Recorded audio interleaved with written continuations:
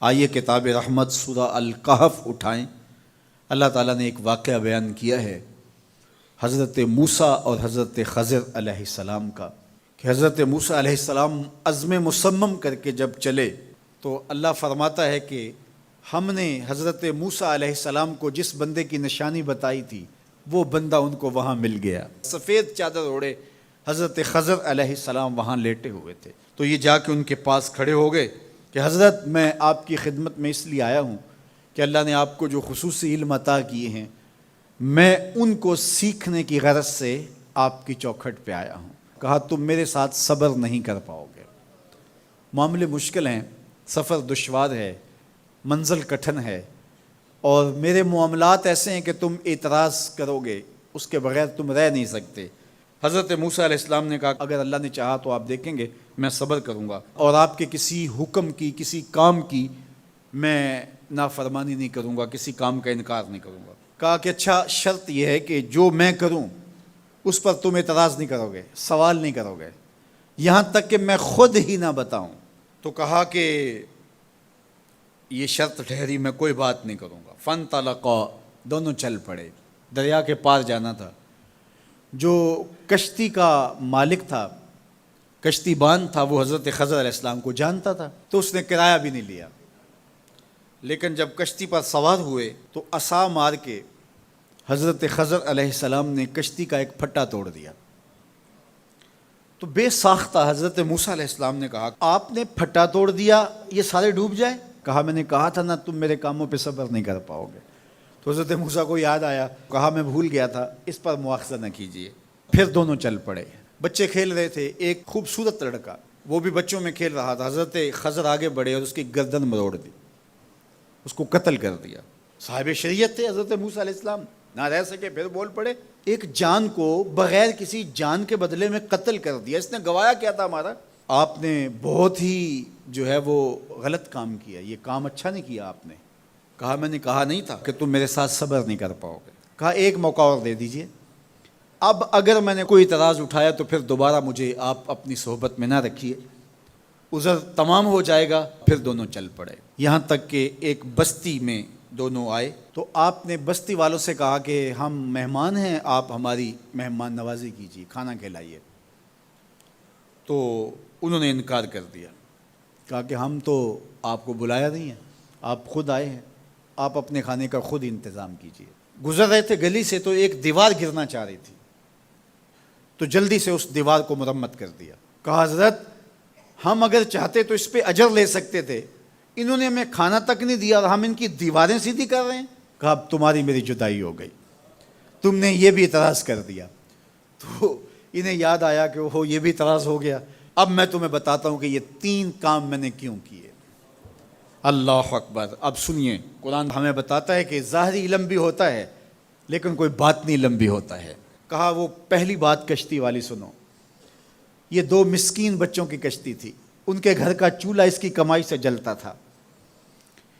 دریا کنارے کنارے ایک ظالم بادشاہ رہا تھا جو لوگوں کی کشتیاں چھین رہا تھا، ہم نے تھوڑا سا عیب لگا دیا، وہ ٹوٹی کشتی چھوڑ کے چلا گیا۔ اب وہ تھوڑے سے پیسے لگا کے کشتی مرمت کرا لیں گے، گھر کا چولہا جلتا رہے گا، بتاؤ اچھا کیا یا برا کیا؟ کہا رہی بات اس بچے کی جس کو ہم نے قتل کیا، اس کے ماں باپ مومن تھے، نیک تھے، صالح تھے، بچے نے بڑا ہو کے بہت برا ہونا تھا، ہم نے اس کو قتل کر دیا، اللہ اس کے بدلے ان کو بہتر اولاد دے گا۔ علماء تفسیر نے لکھا ہے اس بچے کے بدلے میں اللہ نے ان والدین کو ایک بیٹی عطا کی جس کی نسل سے 70 نبی پیدا ہوئے۔ دیوار کی کہانی بھی سن لیجئے، یہ شہر کے 2 یتیم بچوں کی دیوار تھی اور اس کے نیچے ان کا خزانہ تھا اور ان کا باپ بڑا نیک تھا۔ خزانہ دیوار کے نیچے ہے، دیوار گرنا چاہ رہی ہے، کسی معمولی دھکے سے گر جاتی۔ 2 ہی صورتیں تھیں، یا وہ بچے خود اپنا خزانہ اٹھا لیتے یا لوگ اٹھا کے لے جاتے۔ لوگ اٹھا کے لے جاتے پھر بھی ہاتھ میں کچھ نہ آیا، اور اگر وہ خود اٹھا لیتے تو بچے ہیں، بچپنے کی وجہ سے وہ اس کو اڑا دیتے۔ تو ہم نے اس کے اوپر دیوار کھڑی کر دی، جب تک وہ اس قابل نہیں ہو جاتے کہ یہ خزانہ نکال کے اس کو صحیح مصرف پہ لگا سکیں، اتنی دیر تک دیوار گرے گی نہیں۔ اللہ اکبر۔ وہ کسی وجہ سے دیوار قائم رہے گی، اور جب وہ اس عمر کو پہنچ جائیں گے جس عمر میں وہ اس خزانے کو سنبھال سکیں گے تو پھر دیوار خود بخود گر جائے گی اور یہ خزانہ نکال کر کے اپنے کام پہ لے آئیں گے۔ میں جب پہلی مرتبہ اس کو جو ہے وہ غور کے ساتھ تلاوت کیا تو مجھے یہ لگا کہ اس کا انطباق پاکستان کے حالات پہ بھی ہو سکتا ہے، اس لیے کہ یہ بھی یتیموں کا سرمایہ ہے۔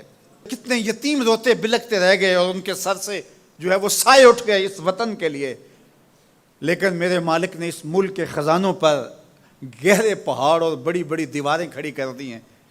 جب تک یہ قوم بلوغت تک نہیں پہنچے گی اتنی دیر تک وہ خزانے ظاہر نہیں ہوں گے، اور جب یہ قوم اپنی بلوغت تک پہنچے گی، شعوری بلوغت، فکری بلوغت، علمی بلوغت، اور رب سے جو وعدہ کیا تھا پاکستان کا مطلب کیا، لا الہ الا اللہ، جب اس بلوغت تک یہ پہنچ جائے گی، اس وعدے کی تکمیل ہوگی، پھر رب دیوار ہٹا دے گا اور پاکستان کو اللہ اتنے خزانے دے گا اور پاکستان ایسا مالا مال ہوگا دنیا دیکھنے آئے گی انشاءاللہ۔